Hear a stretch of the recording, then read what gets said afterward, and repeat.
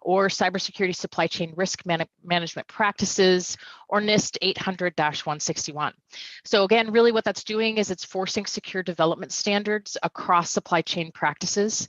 And what's most interesting about EO 14028 and what we've been dealing with for the past year is it's gating procurement for government software. So the US government's really put a stake in the ground and saying, we are adopting zero trust standards. If you want to sell software into the US government, you will meet these, all of this section's asks, or we will gate you at procurement. So that's really different. That's not an ISO standard where, as a company, you can go out and pay a third party to come in and sort of look what you do and sort of stamp approval. This is different. So this is actually using attestation. So documents that we're going to have to, as software suppliers, kind of put into the industry to say, we do all of these things that we say we're going to do.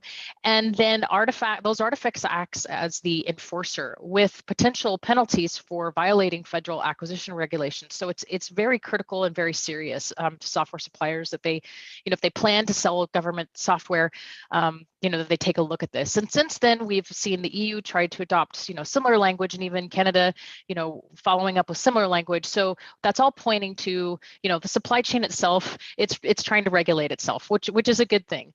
And really, what it's trying to ask and trying to understand is, if I purchase your software from you and you're making a piece of software, what risk do you introduce into my supply chain from your supply chain?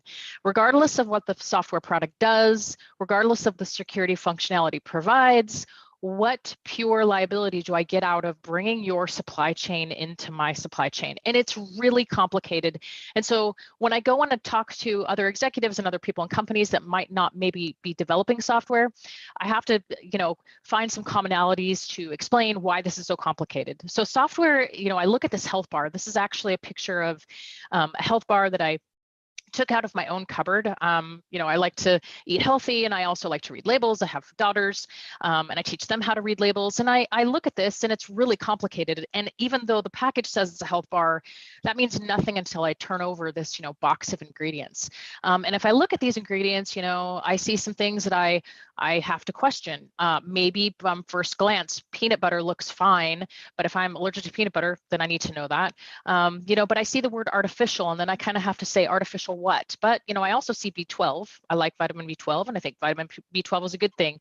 So the software ingredients list in a piece of software reads a lot like this. It's just very complicated, right? So in order to continue that conversation, I like to look at it in 3 different ways. There are more than 3.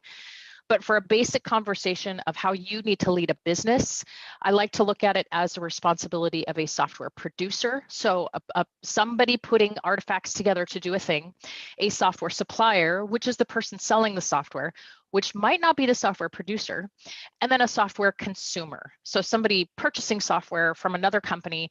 And in this case, for the purpose of this conversation, they're also adopting zero trust standards. So they're trying to take something like Executive Order 14028 or the US government's, road to adopting cybersecurity, and they're trying to put those best practices into their software consumption. So as a business. So the best way that I know to look at how complicated that gets under the 3 hats is to look at it like you're baking software in a kitchen. Hang with me. I know this is kind of, maybe a little bit rudimentary, but I like to do this because it breaks it down really easy and everybody can understand it. So, the software producer on the left part of your screen, they're baking software cookies. Their job in this menu is really to get the software to market as fast as possible, right? They're looking to use ingredients that create functionality. They're trying to create a piece of functionality with a piece of software. It might do a security thing. It might not do a security thing. It might be, tracking yellow paint. It might be doing anything, but their job is to make money, right? So their job is really to make money off those cookies and understand, how that functionality will work. But what we're not seeing is that that flour may be expired or that oven might be contaminated. It's really hard to tell. And so that's where the software producer is always challenged. Now, the software supplier in the middle, one of the supplier challenges is that the supplier might just work where that green spot is. They might just have one slice of the pie. They might be repackaging lots of production. So they might be taking lots of cookies to make more cookies. They might add a different brand of flour. They might cook it longer. They might cook it again. So part of the challenge for them is, though, they're accountable for all the parts. So if that flour is expired on the software producer side, they might not know. They also might not know the package has leaked, or they might not know that things are contaminated below them. It's just kind of how it works. So on the third box over here, what does the consumer want? Well, the consumer wants, obviously, especially if they're doing, blockchain technology or they're adopting zero trust standards, they want the perfect cookie, right? They're assuming that the supplier and the producer and all of the things down the line are accountable for their security practices. But to be honest, it's really hard to tell. So they want the perfect software bill of materials. They want, they want it to pass all of the tests. They want fresh ingredients. They want a cookie that looks good. They don't necessarily, again, know the supply chain and what's in it, but they want to understand, what risk am I inheriting? How many flour sources were there? Where did those flour sources come from? Were they in Canada or the United States of America, or was that from a different geolocation? Or who's touched it since then? How do I look at the provenance and the pedigree of what I am actually consuming into my environment? So that sets up the really one common ingredient, which is the software bill of material, which is where a lot of the industry on the software side and my end of the world is really focusing a lot of effort on.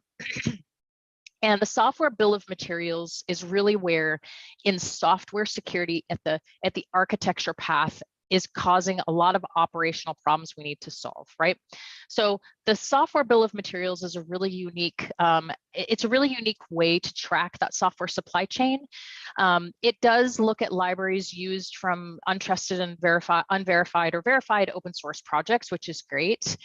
But it also depends on the dependencies in your software, and it creates a lot of challenges while it solves a lot of problems. So within your software bill of materials, if in part of the executive order, it's requiring us to release the software bill of materials if you're going to comply with the standards in the executive order. And so one of the challenges that provides is it doesn't tell the whole story. So a software bill of materials doesn't necessarily tell your consumer that you have cherry-picked fixes in a version of software. It doesn't tell that story. It only shows the components, so it doesn't necessarily say where the vulnerabilities are in the components. It just says you have the component. The other thing is, it might show version old of a particular version of software in your bill of materials, but it doesn't say if it's being called, or it doesn't say if it's accessible. It doesn't say that, that functionality hasn't actually been ripped out by the compiler. So it leaves a lot of things to be given context to, which then creates noise, which is really tough for a software supplier or a software consumer or a software producer to understand. What is my responsibility to the end purchaser of my software to knowing what to do? So I want to talk a little bit about what that means for you, and what the business decisions that you need to start making for yourself wearing any of those hats, because it is a business decision. First, if you don't have a PSERT, which is Product Security Incident Response Team, that's, the first thing that you need to know, that acronym. And really, I put Hug Your PSERT here because they really take the lion's share of this in any software company, whether they're responding to customer questions or they're producing customer questions on behalf of other vendors. Again, understand that software bill of materials doesn't tell the whole story, but you as a software seller have to answer for it. So again, it's a list of components like flour and sugar, but it lists things that could be false positives that you're going to need to understand. Also know that this impacts the concern of named vulnerabilities. So, for a long time in the software industry, we had, Log4j, Log4Shell, Heartbleed, all those famous names that you hear. What that's really doing now, though, is it's taking out that time sequence. So if your customers and consumers have access to your bill of materials, they're going to know that you're potentially impacted by all of those things, maybe before you do. So right now, how that works in the industry is, something like, Log4Shell hits the press, and then companies are kind of racing around to figure out, does my software and market have that have that impacted library, or as a consumer of software, do my vendors have that impacted library? That space and time is gone. So when you think about that, your consumers are going to know maybe before you do, again, whether or not you have that impacted library in your software or not. So that's really important to be able to wrap your arms around as a company consuming or supplying software or in the supply chain. And then again, if you're a seller, you're responsible for that. So you're going to need to know, what your binaries look like and what they look like in market to be able to respond for that. And then lastly, again, just being able to remember that it is your responsibility to respond to your customers. So what can you do today? These are just some points that, kind of where we started to try and grapple with all of this, because it is a lot of operational change. Again, read Executive Order 14028, pay special attention to Section 4 if you are a software developer. I'll get into that in another bullet point here. And then Section 2 if you are a software supplier.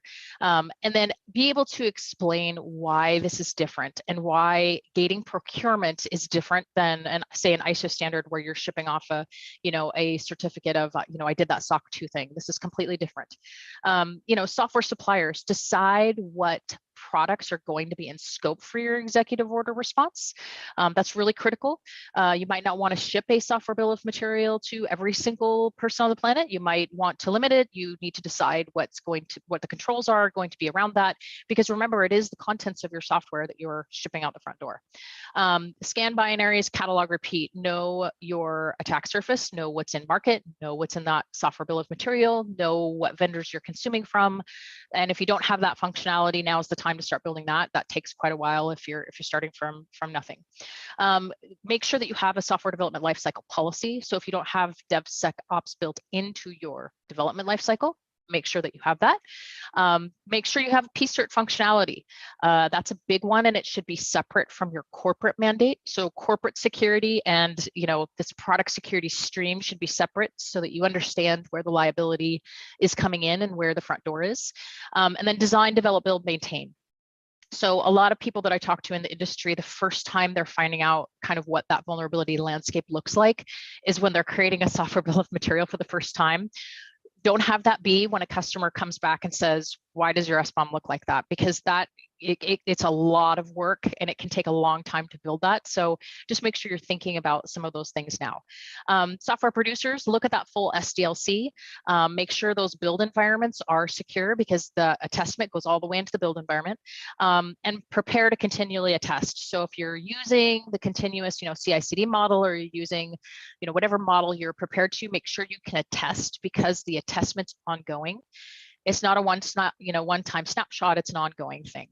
And then again, incident response. So the industry is looking at machine readable language to both look at this from a software producer and a software consumer. So start looking at things like CSAF and VEX. So at the end of my slide deck, which I'll go into here in a second, I do have links for this.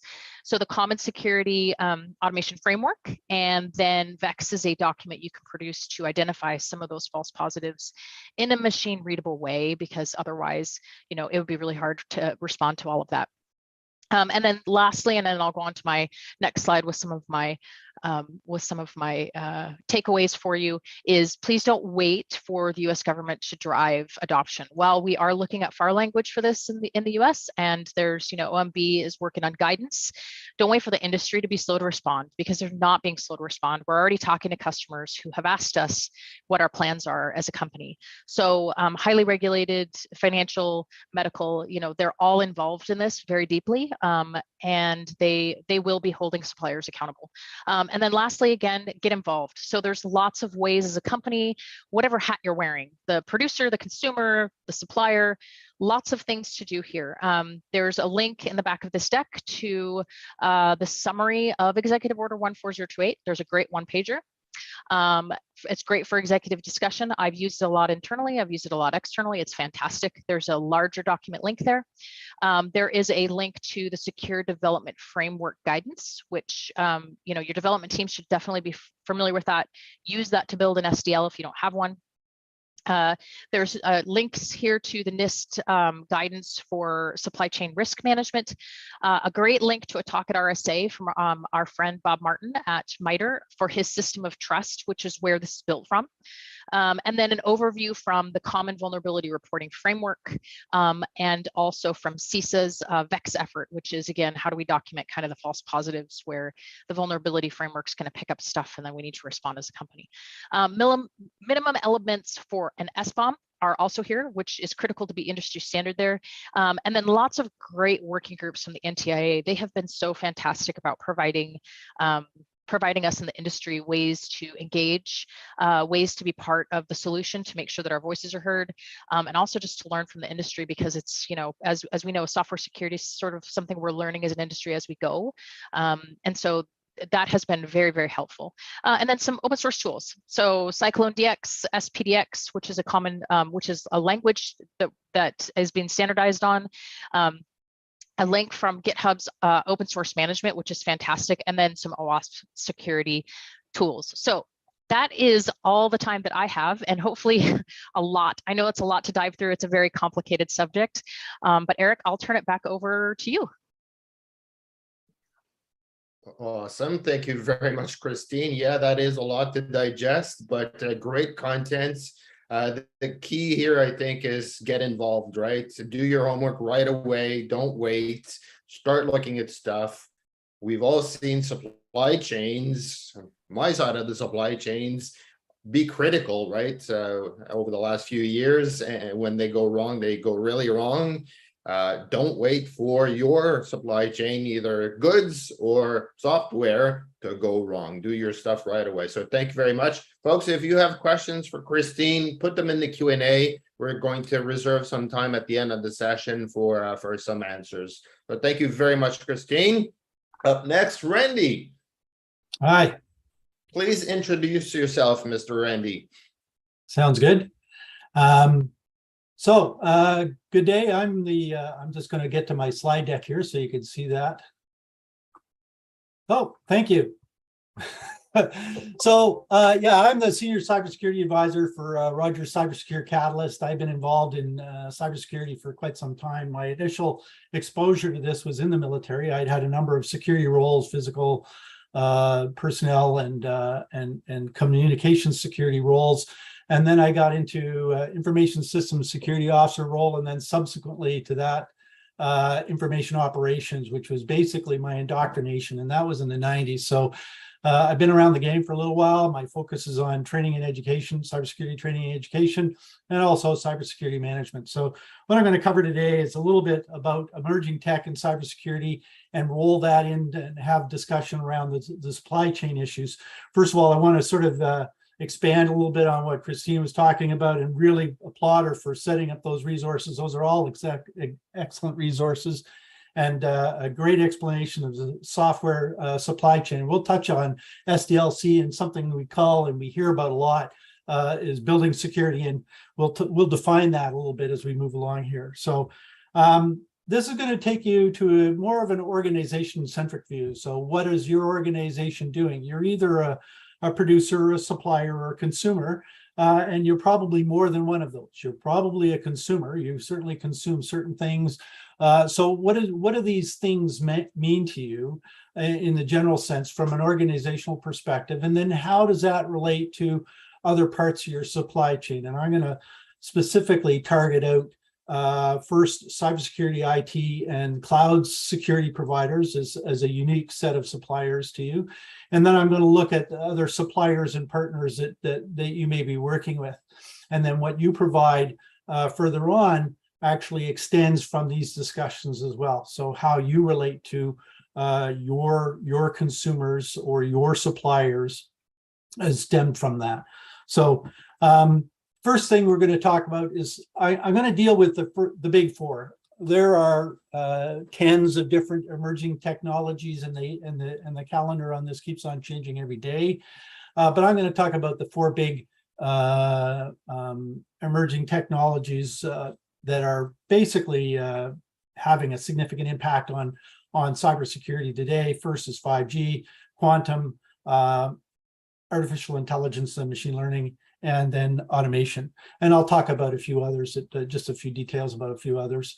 But when I'm talking about the big four, what are your cybersecurity challenges and what can you do about them?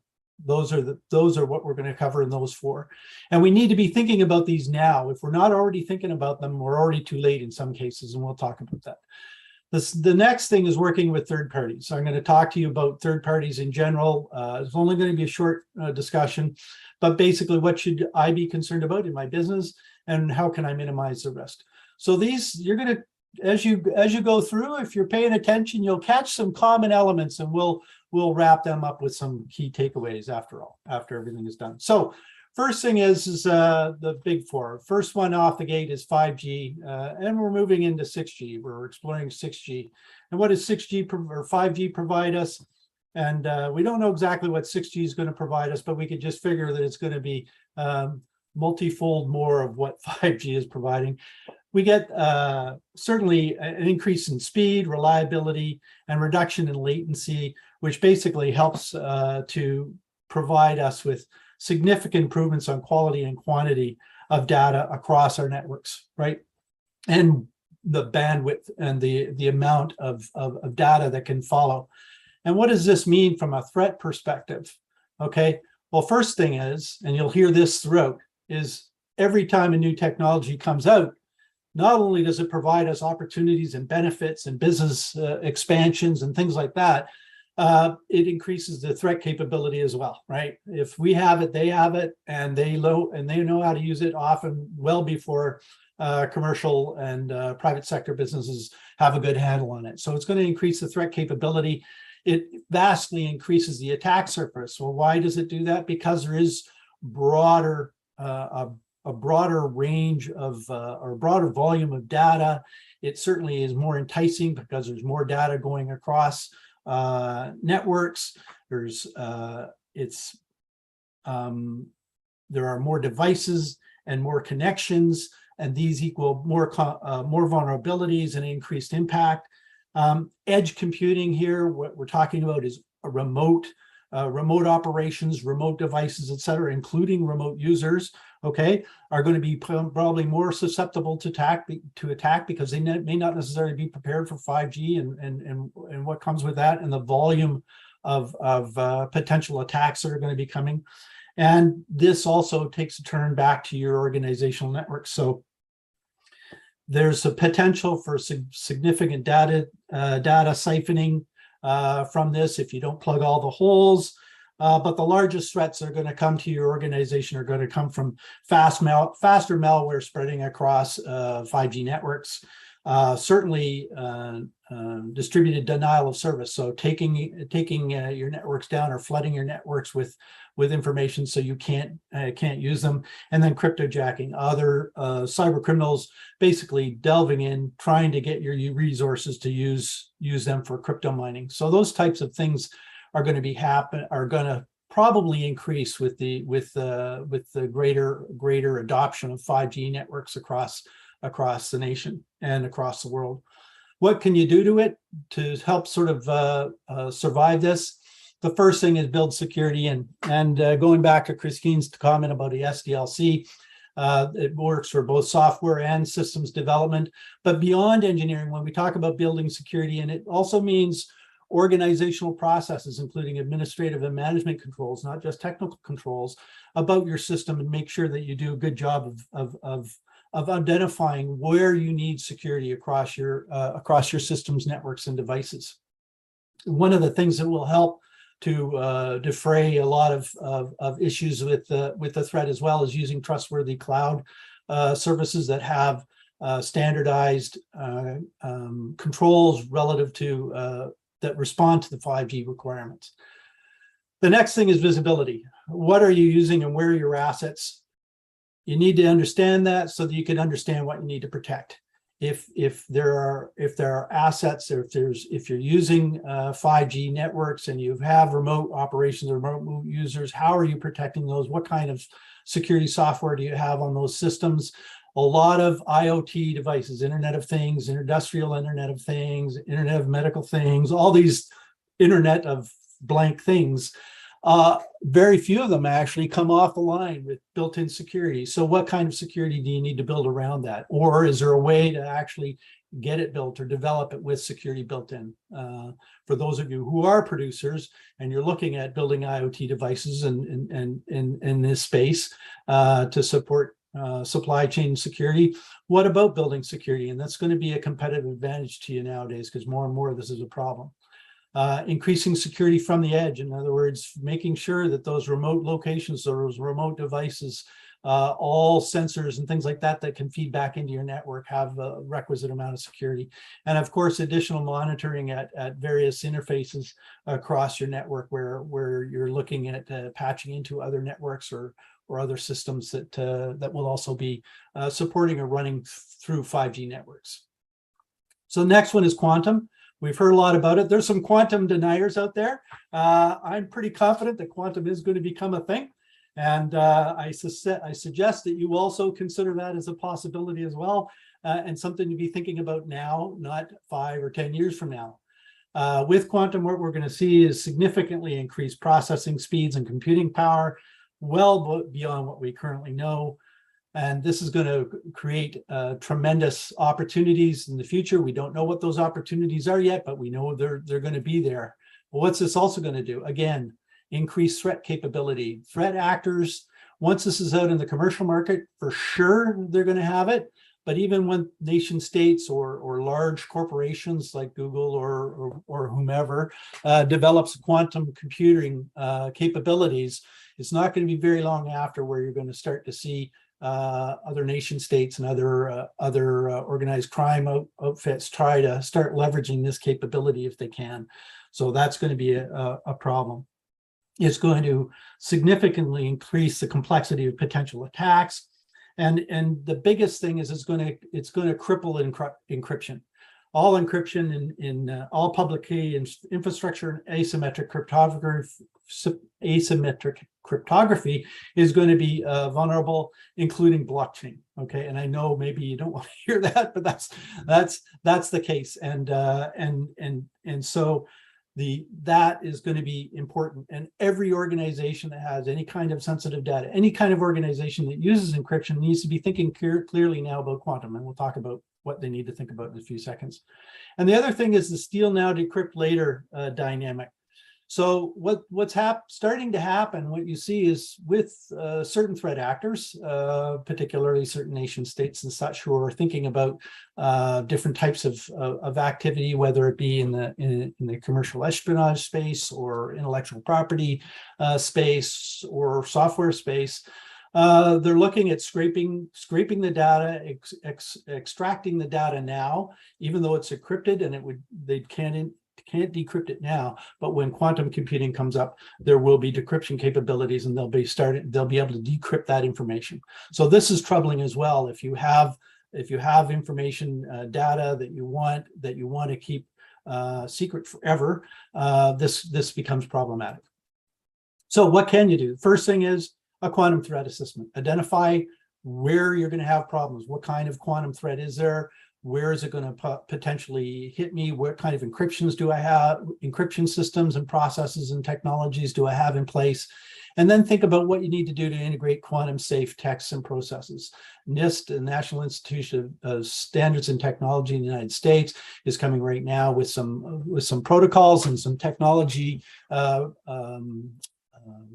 nominees for technology and establishing standards for quantum safe technology. And Canada and other nations are also working heavily on this. So think about what those are going to be. They're not available yet, but start thinking about what you need to do and what kind of technologies you may be looking at and what kind of internal organizational processes you need to take care of. Leverage QS cloud services. There's no doubt in my mind that once quantum becomes a thing, and quantum safe standards have been identified, that the larger cloud services are going to be first past the post on trying to integrate quantum safe technologies so that they can continue with their business model. So you may be able to leverage those, and then protect your data now. Let's worry about the steal now, decrypt later thing a little bit as well. put the appropriate wrapping and protection around your data, whatever those controls might be, so that you can protect your data moving forward. Okay, so the next one, artificial intelligence and machine learning. We all know a lot about this. It's broadly applicable there's a broad number of applications, and primarily the data is being used to expand machine decision-making, reduce the human effort, increase efficiency and capacity of our processes.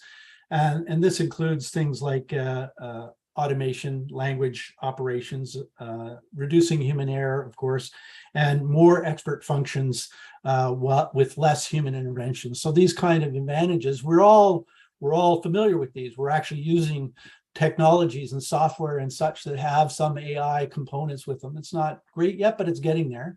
And we're seeing this every day on TV. But what does this mean from a threat perspective? Certainly, again, okay, threat actors are already leveraging artificial intelligence and machine learning for threat capability. It's increasing their ability to attack. They are leveraging AI for anything from vulnerability hunting to improved deception techniques on social engineering. And the other thing is as we're using AI and machine learning, it feeds off of data. It's data thirsty. So what that does is when we have a system or network set up, it means that we have other data points that the artificial intelligence or machine learning feeds from. And these access points are also vulnerable points, because often we don't think about them because they're feeding in from another system or another set of networks or algorithms or whatever, and we don't really clearly understand what's happening there. So we sort of ignore it. It's feeding us, but we don't understand that there's a potential vulnerability there. And of course, there's also the attacks to the data itself and the data models, which can either be disrupted or manipulated. And this can cause us no end of heartache if we're running our systems or our processes off of AI and using AI algorithms to keep our products and services to our clients effective and efficient. So what can you do? Well, one of the first things you should be able to do is test an AI and ML, including any biases that may be associated with the AI in your own systems. Make sure that the AI feeds and the data feeds and such are going to be secure. Make sure that there's no algorithmic problems. Make sure there's no biases associated to the AI that can corrupt your business and your services and your products. Again, build security in, right? Make sure that you have security around the data that the AI is going to be using. Monitor and manage access to those systems. And of course, you could also leverage AI and ML for security. There are a lot of cybersecurity providers out there that are already doing that, leveraging AI and ML in their security, and they'll be doing, and they use it quite a bit as far as signatures and signature patterns, anomalous detections, these types of things. So if you get involved with this and you're concerned about your existing security software, just check to see what kind of systems and support they're using, and see what kind of if there's some AI enablement going on there to help with detection, because it's far more efficient than humans. Again, it's still improving. It's not perfect, but it's getting there. Finally, in the big four, we're talking about automation. A lot of you are probably exposed to this in various terms. Certainly, if automation means efficiency and capacity that we have never seen, it reduces human error and effort. And really, it's the benefits are tied to how that automation is applied with different technologies or different processes. Basically, we're alleviating human intervention in the production and the delivery of services. So it has increasing influence on our businesses and our productivity. But what are the threats? The threats are, of course, increased threat capability. And in automation, what I'm talking about is automated attacks, in this case, of bots. We've heard of bots. Bots are a form of automation. It's digital automation, and they are supporting that. And there are other ways that threat actors are using automation. Automation increases our attack surface, right? We have to have data flows to and from the automation in order for it to work. So that increases the interfaces on that automation, increases increases our attack surface, that provides points of vulnerability that we often don't think of. We throw automation in, we set up the systems, we connect it to our networks to make sure that we can remotely control it, whatever is necessary, whatever kind of controls we have in place, and then we don't think about the security around that. We are starting to now, but sometimes this happens and we don't think about it. So think about those, not just the pathways, but the points of access for automation. And here again, of course, the potential is for disruption and manipulation of the automation itself. This could include in total shutdowns, okay? And we've seen this happen before. So what can you do about it? So again, testing. Test automated processes and technology associated with it. Test the pathways too. Make sure that there's no vulnerable points for the interfaces between the automation and the networks that are supporting it. Know the interfaces and the external exposures. What kind of interfaces are there? What kind of external exposures might there be that can be leveraged, can be vulnerable to threat? And of course, I've said this again, build security in. When you look at adopting automation and automated processes, not only look at the efficiencies and the effectiveness of the automation and what it's going to bring to your business, but what kind of security do you need in order to support that and support continued availability of the data, continued integrity of the data, so that the automation can continue to run. You know what? The automation is not going to be helpful to you if it isn't available to you. So it's important to think about how we're going to build security into automation. So that covers basically the four big ones. There's a few others that just a brief discussion on, of course, blockchain. You understand blockchain being a part of this association. But I think the biggest thing there is the potential for blockchain to expand beyond cryptocurrencies and digital objects and digital signatures to include medical processes, copyright, digital accountability across all business domains. So that's going to be huge. It's potentially huge. The bad side of this, it also supports cyber criminal behavior, securing their financial transactions and making them virtually untraceable. So that again, this is a piece of technology that, yes, was intended to be secure and you provide for secure transactions, but the cyber criminal organizations and criminal organizations have figured out how to use this. Next thing down on the list is datification, okay? Leading into the same discussion around AI, data value is huge. And so we're seeing increased dependence on data to drive business, and it's also driving our behaviors and our lifestyles and things in our lives. So it's of increased interest to threat actors. There's increased threat of IP theft, corporate secrets, extortion, these types of things as a result of our reliance on data. And in fact, we also need to be concerned about, again, integrity and availability of that data for our business operations. Extended augmented reality, the only thing I can say here is that it depends on the application of use, and they're vast and some of them are highly technical. But how do we rely on it? What are our exposures? How does it connect to our networks? We need to understand that. And then we need to do the same sort of blanketing of security around this to make sure that it's not manipulated or disrupted in any way. And the same thing applies to 3D printing. Okay, these types of things that are coming out, these are examples of technologies that are coming out that are often being paired up with systems and networks and devices where we don't think about the network, about the security of the 3D printer itself, or the software in the 3D printer, or the networks and the systems connected to it. So these are all things that I'm hoping I'm sort of stimulating some questions around them, and that you've understood that basically we're looking at, there are benefits, but there are also some threats, and most of the threat actors are taking advantage of these technologies at the same time. So we need to be thinking proactively about what kind of security we need around these things. So let's move on to third parties and supply chain quickly. I'm going to talk about this in there's basically two big areas here with respect to this. There's the cyber IT and cloud service providers as one part of the supply chain here that are providing services to you and to your organization, to many others. Then there's other suppliers and partners that you have that drive your business and support your business. And you are, in fact, probably a supplier or producer as well. So the big thing here is you need to be thinking about some common things across those two different entities, but there's some common issues. First is assess your compliance requirements and other jurisdictional considerations. You need to understand what you need to protect, what you're mandated by law to protect, and to what degree. And then how do these requirements extend into your supplier or partner agreements, whether they be IT suppliers or other suppliers, right? What if your suppliers or partners are in other jurisdictions? What are your obligations? What are their obligations?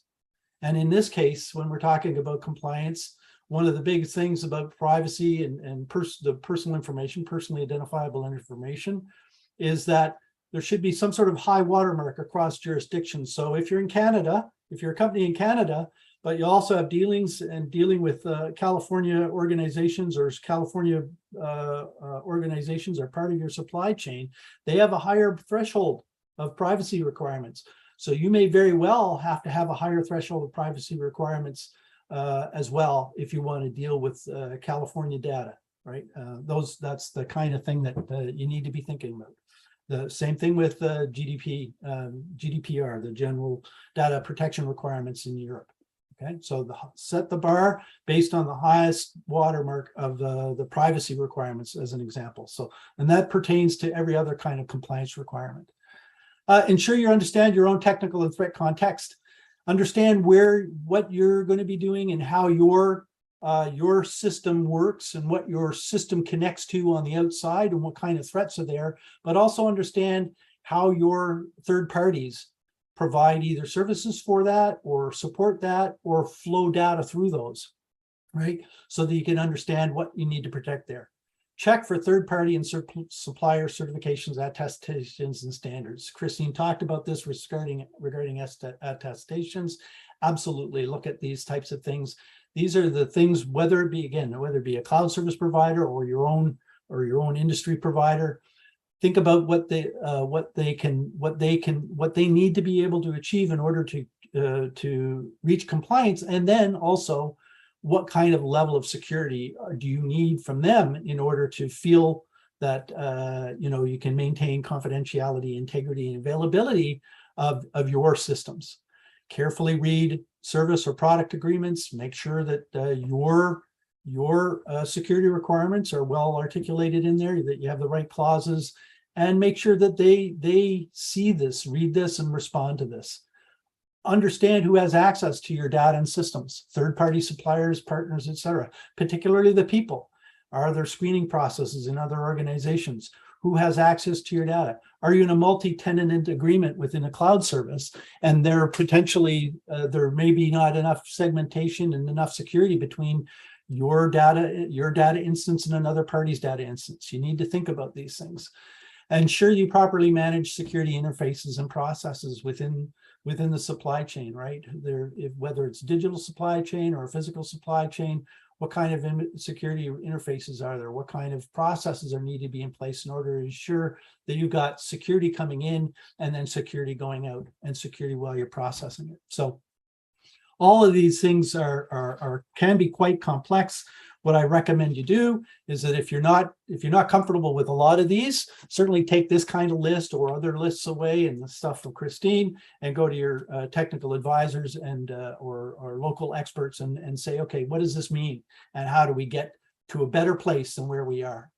So the key takeaways are: one, there are benefits to integrating these technologies. Many of you out there in this community already understand that, but threat actors will also have access to these new technologies, and they'll know what to do with them, and they'll know how to subvert existing sort of frameworks in order to come in and take what they want, basically. It's unfortunate, but that's what's happening. So what do you need to do? Know what you have, do an asset inventory, and figure out what kind of risks are going to be there, right? How do you manage those risks? What kind of security systems do you need to put in place? Understand the implications of integrating new technology. Do some sort of a risk assessment on the integration process, not just when it's in place. Consider integrating security before implementation. So when you have an implementation process, this goes back to what Christine was talking about with respect to SDLC. consider integrating security before implementation and within your organization, or before you send it out the door, right? Leverage trustworthy third-party IT cloud cyber services for your own organizational security. They will certainly be able to help you and keep your head above water in this very complex and dynamic space. Understand the system of systems. Okay, who's supplying who, who's partnering with who, who's doing what systems do I rely upon for my business? What supply? How am I a supplier to others? What do we need to make sure that we have in place? Keeping in mind that as we look at technology and it evolves, suppliers and partners may change their technology, and we need to be responsive and understand what happened there and know the ripple effect that it could have on our own security. And then finally, keep an eye on the state of technology and what's happening out there. If you close your eyes for a minute, you're going to miss something. So I know it's a lot, but I just wanted to emphasize these takeaways. So looking forward to respond to any of your questions in the Q&A. And thank you very much for taking the time. That was awesome, Randy. Thank you very much. I think you mentioned it. Bad people will do bad things no matter what technology we have. We have to do our homework because, you know, it's going to happen, right?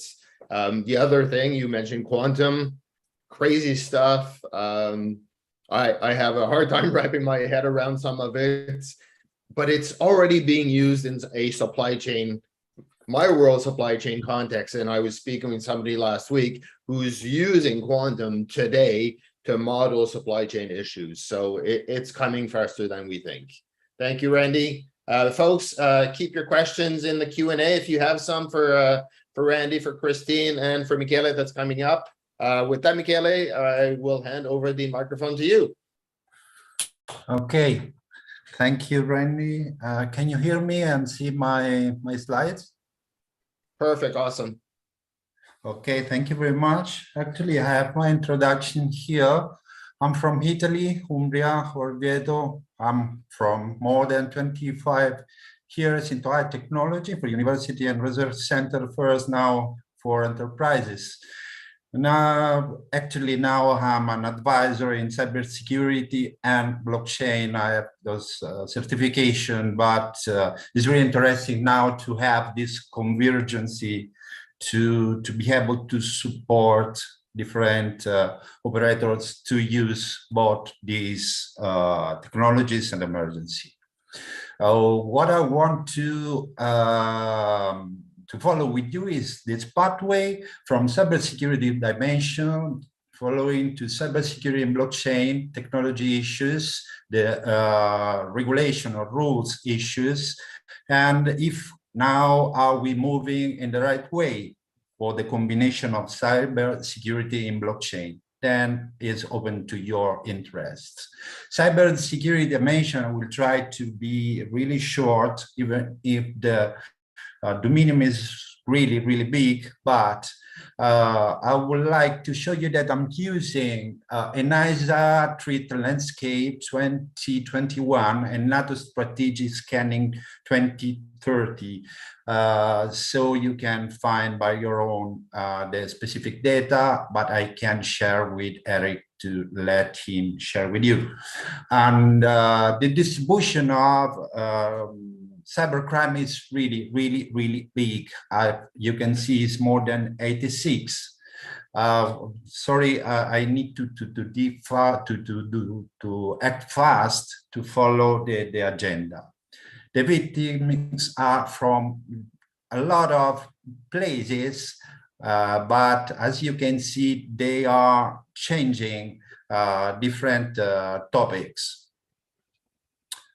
So the geography is from all over the world, but Americas are at the first places, and EU and other places are following. But as you can see, the amount is, even if in the 2021 and maybe in 2022 is not growing up so fast. The reason is that the enemies are managing the way to fight us in these years. The techniques are something that I would say is not yet as full of specific innovations. They are using actually a lot of instruments that are on the desk since a lot of time, but they are changing the using of different instruments day by day, addressing our way to defend ourselves. As you can say, the techniques per here is changing actually. The surfaces of attack to remark the synthesis of Randy is growing up, is really growing up tremendously. And as you can see here, I don't want to be so technical about cybersecurity, but for sure the places from where the attack is exploited is not necessarily or never in most of the case is not the place in which the enemies are sited. Maybe the place from where the attack is used is the place weakest, more weak. And as you can say, Italy is not so in a good position. The global scenarios is really bad because the dimension of cybersecurity is growing up. The perimeter of cybersecurity is growing up really much. The surface of attack is tremendously growing up, and the severity is really a problem. The severity could be the multiplication by the threats plus vulnerability plus economics issue related to the exploited attack. What's the problem of cybersecurity in blockchain technology issues? I used this source. This is really recent. Is from July, August 2022, and I suggest you to search. Actually, the dimension or the minimum of cybersecurity issues or surface attack is really big and is growing up.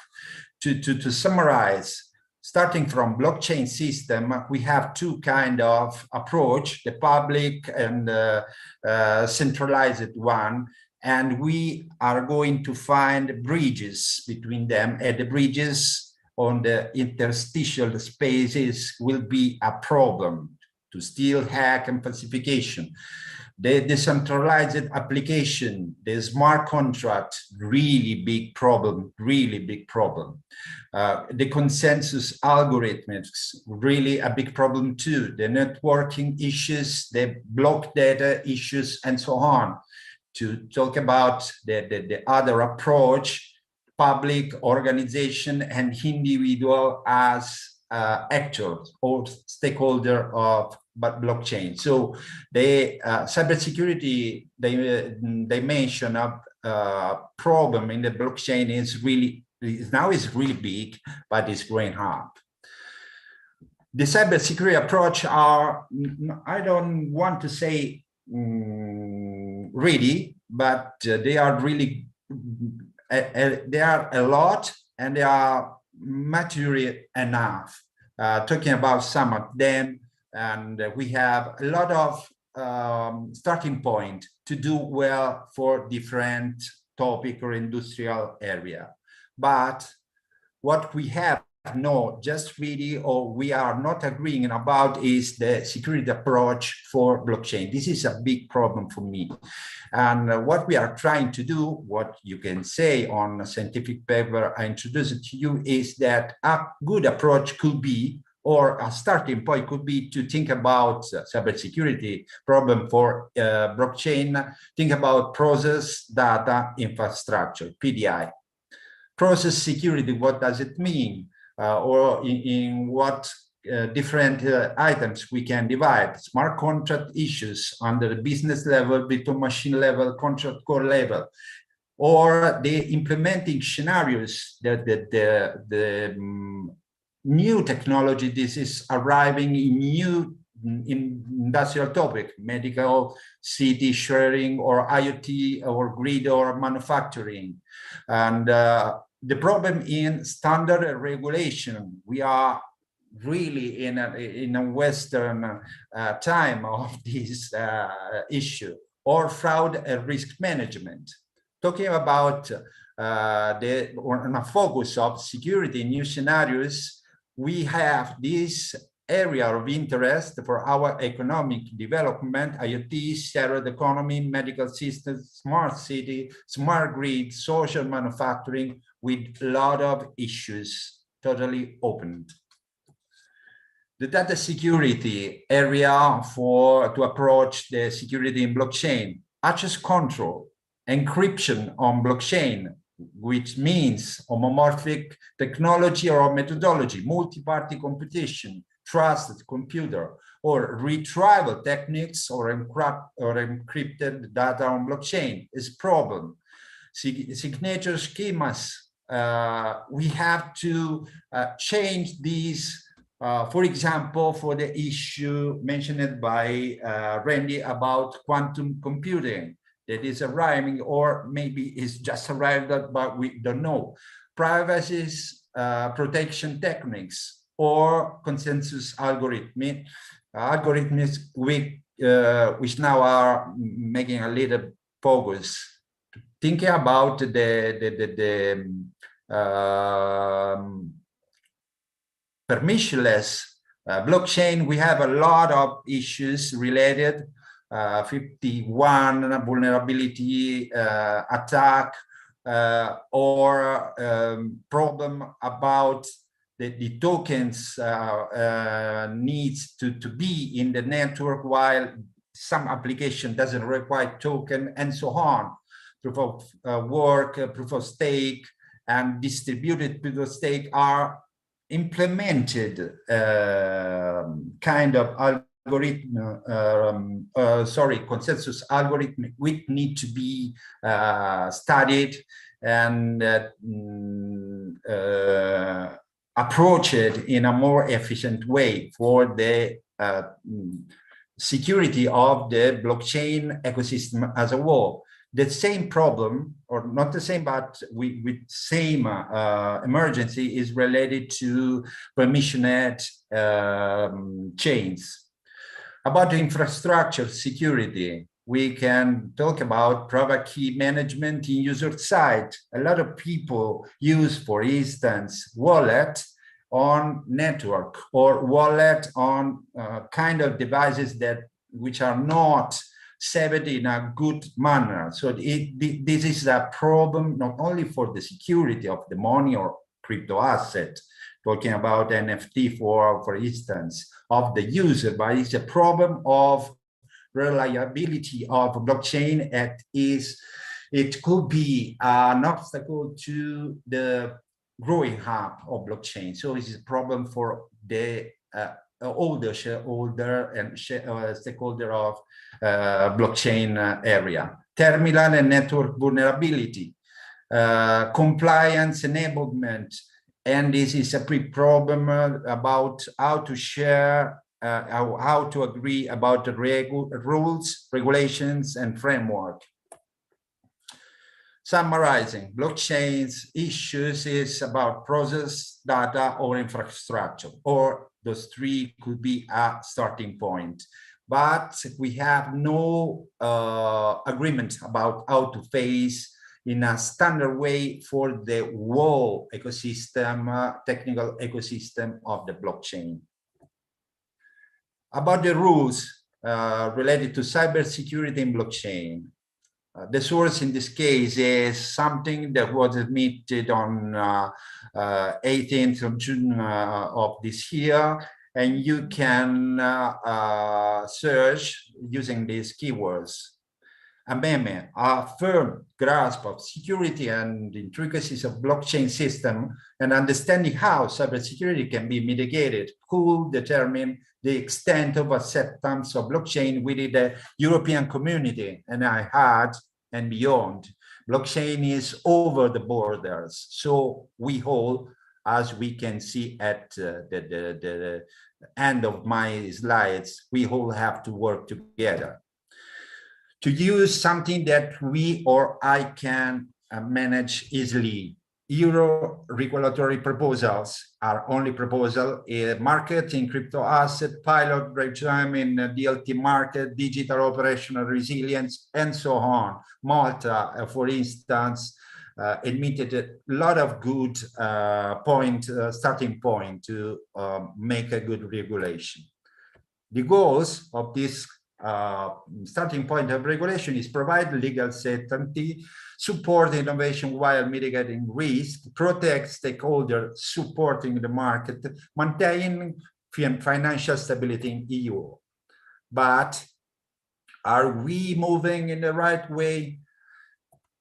Because the background feeling is considering that cybersecurity as a precondition to sustainable innovation in the blockchain and crypto asset domain, we stress the absence of detailed guidance, security remedies, supervisory approach, and harmonization at EU level. We have good proposals, but nothing that is helping us in the detail when we start to work, when we want to do something, knowing how we need to act in a good way and preserving us and the others' safety. Gaps on rules, specific cybersecurity measure.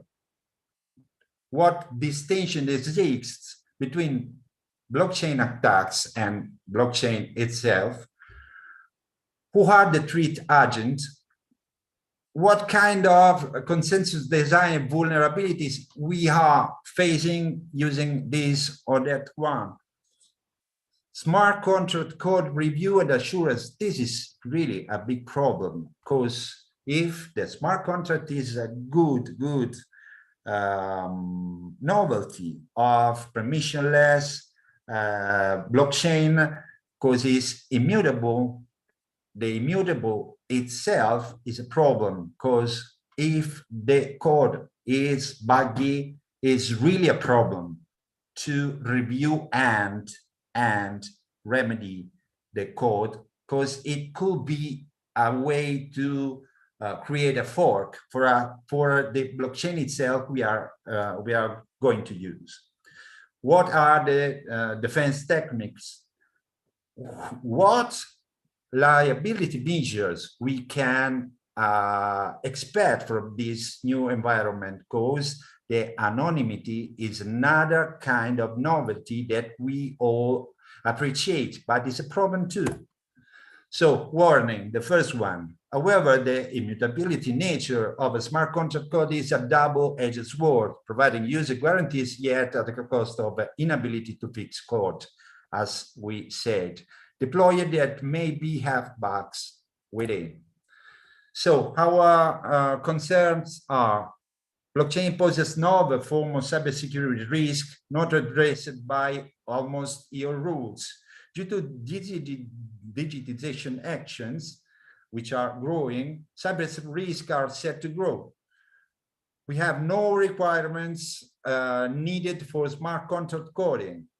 It's really hard to apply liability measures and no schema for third-party cybersecurity requirements, almost in blockchain. We have for cybersecurity standard framework, for instance. Lack of harmonization on member states. For sure, the institutions that are working to build some regulation about it as some issues to fix or some constraints. We know that the decentralized nature of blockchain is a problem. Anonymity of network participants is another one. Cross-border nature of blockchain solution are for sure a problem that involves a lot of different parties. And the immutability nature of the smart contract code is another big issue which we need to face as soon as possible. Another warning.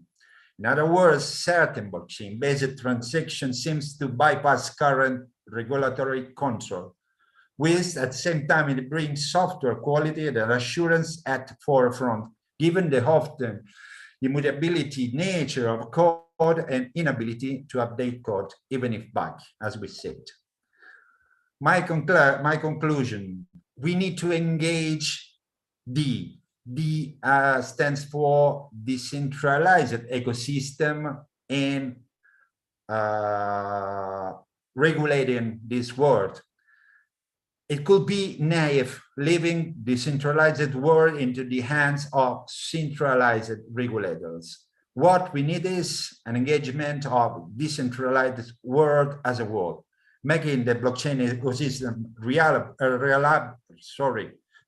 reliable, accountable, and safe as to be primarily at their own interest. So the call to action is, if we consider a chain is strong as the weakest link, being a blockchain space, a worldwide ecosystem, all the countries have to think about common rules, framework, and strategies. We have to do it faster to not cause obstacles for novelties or damages while growing. New role for each one of us. If the centralized application rules avoid fate in a single player, at the same time, the dApps, the DAO, for their own prosperity, have to design and manage in a decentralized manner the fundamentals, values such as reliability, accountability, and safety of blockchain. A collaboration between centralized and decentralized one is really mandatory. Thank you.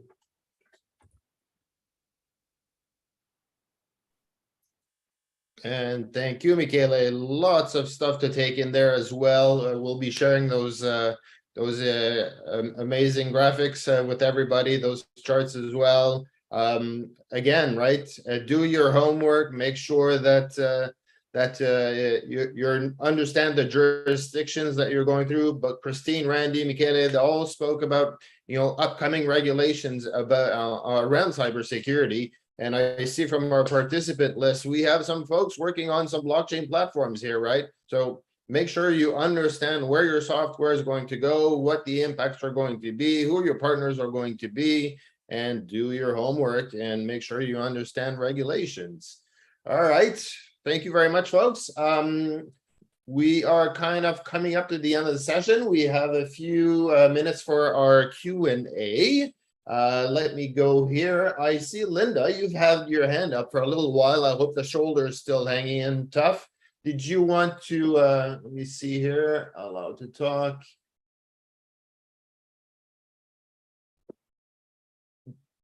Did you have a question for our panel, Linda? And you can unmute yourself if you want to ask that question live. Yes, thank you. My question is for Christine. I think I have her name right. I'm sorry. I'm actually trying to recover from COVID, so I'm wanting to. It is Christine. Lovely.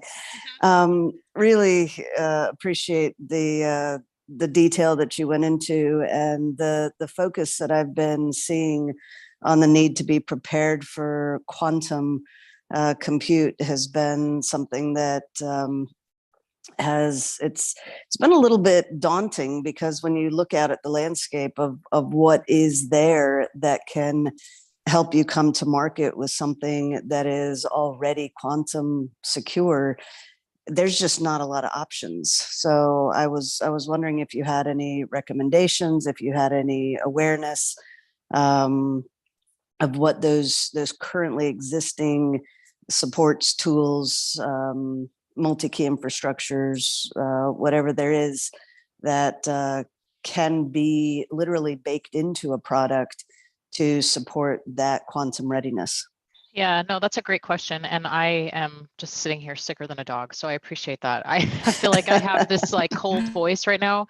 We're all in my house at the tail end of a sinus infection cold thing going around. So that's a great question. And I'm just going to tell you that everybody in the industry is challenged with the same thing, because where's the watermark? I think there are so many things happening that are regulating the need to build a widget to be coming out the other side, to do all of these disparate functions and fashions and meet all of these things. How do you know where to bake that in? Which is, it's just a supply chain challenge. Again, wearing all the hats, you have consumers that want it one way. As a producer, you need to develop it one way. So the only thing that I can recommend, and recommend enough, is to understand the need to build the watermark, right? So if you're going to build a widget that has to meet this standard and it needs, FIPS 140-3 crypto, you've got to look far enough left to know what you're going to build in. I think the challenge necessarily isn't what to put in the widget. It's knowing how many things what's the widget going to meet, and where is that watermark, and where's the baseline that you set? What are you trying to build out the other side? I've seen so many companies try to go to market, and they want a thing. I guess the other side of that coin is, the security people building the software don't always understand those watermarks also. That's the other challenge, is finding the right translator, right? Don't let that part of the process go unguarded. Make sure those feedback loops are open. Make sure you're asking the right questions. It's a mind meld of people. Just, the product developers don't necessarily understand, again, the need for whatever crypto modules need to go into that functionality to get the widget out the other side. So lean in and have those hard conversations and make sure that that's part of the STL. You have to do it in the design phase of the widget. Breaking up concrete's really expensive. That's, and there's no one, Exactly. there's no one size fits all answer to that. There's no one place to point you to say, okay, well, here's the thing. It really needs to just be a bigger part of the conversation, so that you're and again, acknowledging that conversation is to avoid breaking up the concrete.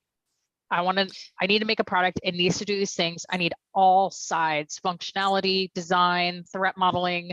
Everybody needs to come to the table and have that conversation. Getting executive adoption is just critical. Just really critical. Have a plan, because it just takes a long time, I guess. So the composable tech platform that would enable this doesn't yet exist, is what I'm hearing you say. Well, I think it depends. I think, no, is there a one-hit wonder where you can just go out and don a magic wand? I wish I had it. If I did, wow, I would be amazingly powerful. I think it just depends on what you're trying to build and the market you're trying to sell into. And again, understanding the watermarks, they're always going to be different. It's a moving target. So the one size fits all approach doesn't really exist. It might later, but if I'm wrong, someone needs to tell me, because I will gladly be wrong, but no, it doesn't exist. I know some people who are working to build it. So I've been searching for, does one already exist, for a while now, and I haven't found it either. So thank you. Yeah, you're welcome. Get better soon, Linda. Thank you. And by the way, Christine, I hope that those cookies you had at the beginning and that concrete that you're speaking about were not in the same context, right? No. we want good cookies. Yes, we do. And we don't want to have to break them up and rebake them. That's you want your cookies to come out the other side exactly how you intended to have them baked, which is always the challenge. You bet. I think that also touches on the next question that we have from Esan here. Let me just pull that closer. To move towards digital supply chain, do you think we need to have a security platform that ensures the reliability of all software used in supply chain, or the security mechanism should be in place by the provider of each software, right? So, and then all encompassing, which is going to be hard, or put responsibilities on each of the participants. Who wants to take this answer? If it's possible, I would like to say something. What I think it could be really interesting and powerful, but I think it's not easy to have only one instrument. What we need, what I think all we need is a set of rules, a way to build code. When I was writing the slides you have seen, I was thinking about a word that could be a way to summarize the way that, for sure, it's a novelty, but we need to use ethics when we code for all the different solution we are coding for the blockchain specifically. Because once we release it, once we release on the blockchain, on a blockchain, Ethereum, Algorand, or whatever we want, and smart contract is really, really dangerous or quite impossible to remove without create a really big problem for the blockchain. So we need to think about a set of rules that we share, and start to apply the rules for all the code. And I think that the centralized systems itself need to design and accept and manage the rules, because it's good thing for itself. I And agree. I'm glad you brought that up, because I participate in standards work, right, at the ISO level and here in Canada as well. And the basis between standards, global standards, is business adoption. And that's something I think we all need to do as an industry, is work towards more common language, right? We need to work together the same way, stop building our own separate language for everything that we do. You know, in a supply chain context, we have different models. We have, you know, the UN model, we have the SCORE model, we have different models, but nobody can agree. Let's try to work together towards better business adoption, which will simplify everybody's life. Yeah, 1,000% agree. And I love the context in blockchain where it's not necessarily even possible to break the concrete up. So, you know, there's some implications there on, you know, just the industry driving a need to actually have that. I would encourage, if you haven't, to go read the NIST software development framework. It is a great place to start. It's definitely moldable. But it, you know, understanding again the widget that you're trying to bake before you bake it and what its needs are, definitely allow you to just take that as a framework and just start saying, okay, it has these elements, but I actually need more. It's a place to start. So I just highly recommend. It's in the end of my slide deck, the link to it. It's a great NIST publication, but it's worth, you know, having a cup of coffee and sitting on a Saturday morning in your free time, reading through its guidance, because it is really good. Awesome, thanks. Hey, Jennifer, nice to see you again. Jennifer has a question about quantum being quantum ready. How do you see digital agents as a possibility to be prepared for quantum?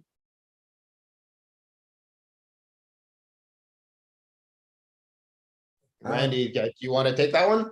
Yeah, sure. So I guess it depends.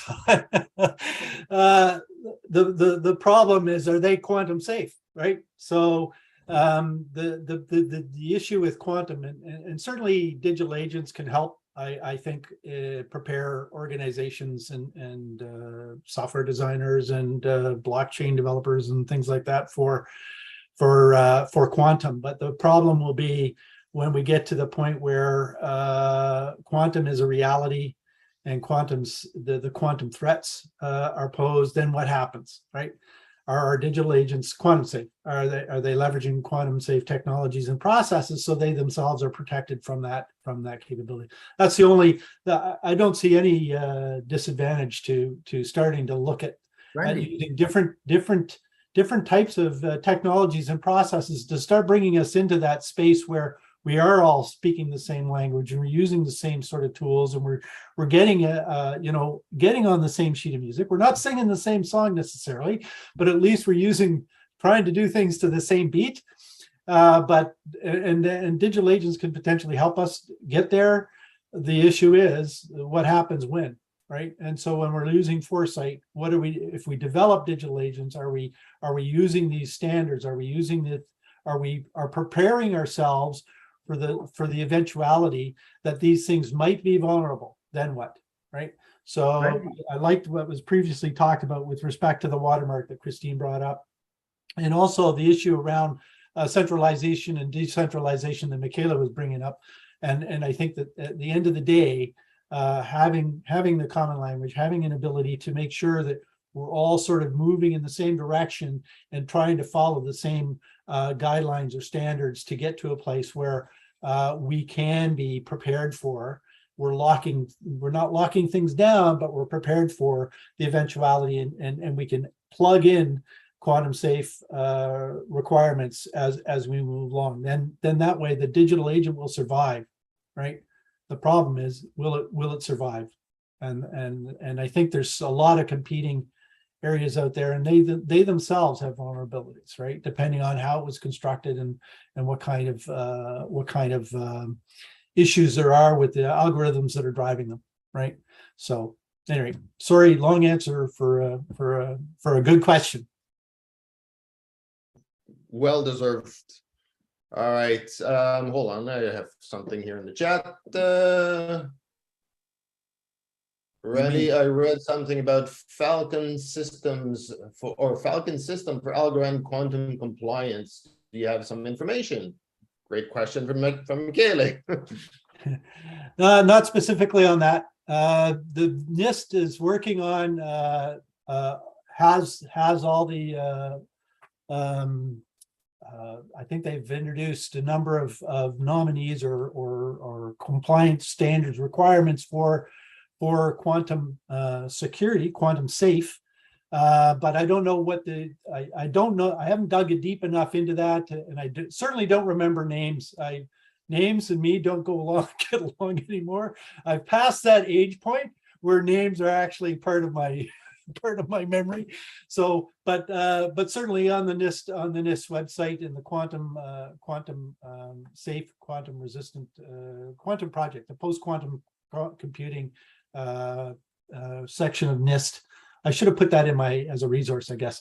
They talk about the candidates and what's happening in that space. So yeah, sorry, I don't have an answer. Long answer to say I don't have an answer. All right. Do we have any last questions with 1 minute to go? No raised hands, no Q&As, nothing in the chat. Folks, thank you very much for joining us today. We'll send out the recording, we'll send out the slides, a lot of great resources on those slides. Feel free to reach out, right, as required. Think, right, let's all make this a whole lot better. We have enough chaos in our supply chains these days, so we don't need all the bad people creating even more. So again, thank you very much. We look forward to chatting again on this very important subject, and enjoy the rest of your day. Andrea, any last thoughts before I close off this session? No last thoughts. Andrea, I think, was on the road today, so we'll catch up. So again, thank you very much, everyone. We hope you enjoyed the session, and we'll see you on the next one. Thanks for having me. Bye. Thank you very Thanks. much.